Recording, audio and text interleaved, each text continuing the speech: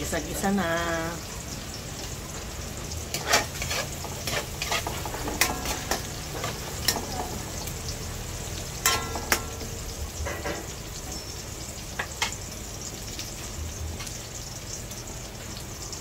Then, the ground pork.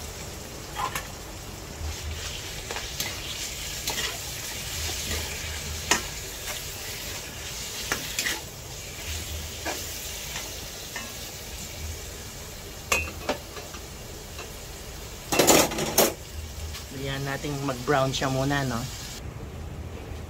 Maglalagay na agad tayo ng pork cubes dyan, ano, para lumasa na sa meat.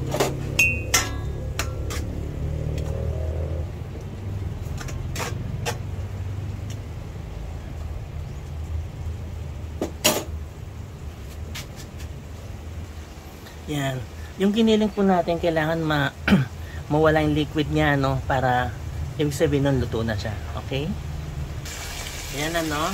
Nawala na yung liquid ng ating giniling. Lagyan na natin hotdog.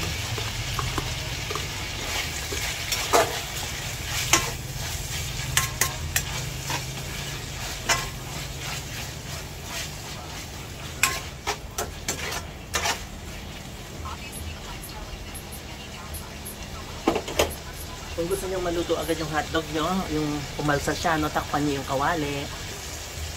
Yan. Tamo, masa na yung hotdog. Lagyan na natin yung ating mushroom.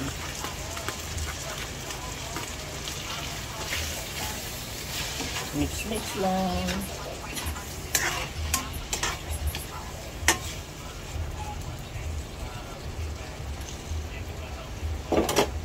Takpan ulit yan, ano? Maglalagay tayo ng oyster sauce, ano, para lalo sumarap yung ating spaghetti sauce. Konti na.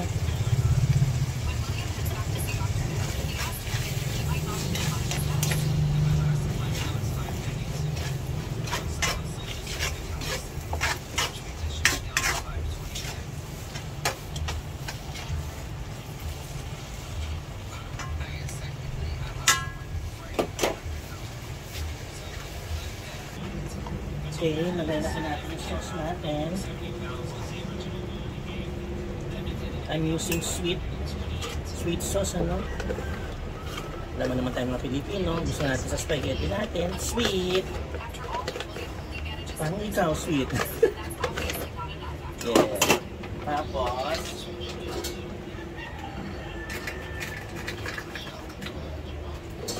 isang mas maliit na Filipino style.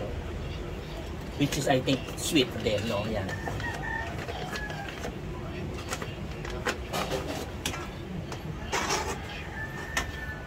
Sayang to. Ginagawa niyo ba ito?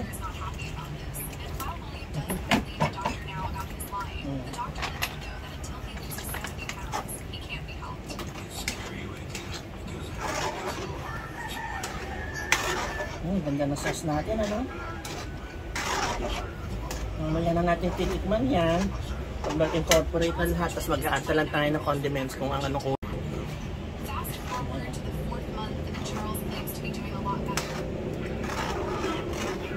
Bigay po tayo ng dahon ng laurel.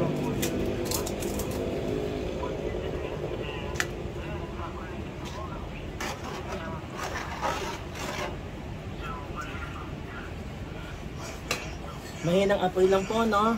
Mahinang apoy lang. Yan. Mag-grate tayo ng cheese, no?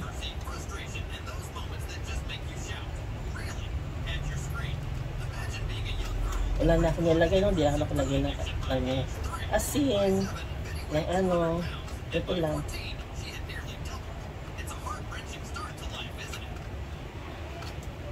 Pwede din.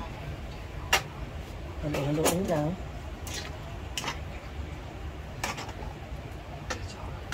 Yung cheese bali ay magsisilbing pang paalat na, no?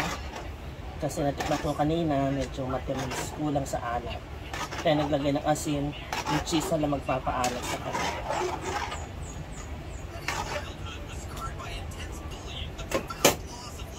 Mga 1 minute na lang yan. Luto na ito, no? Tikman na natin yung sauce natin.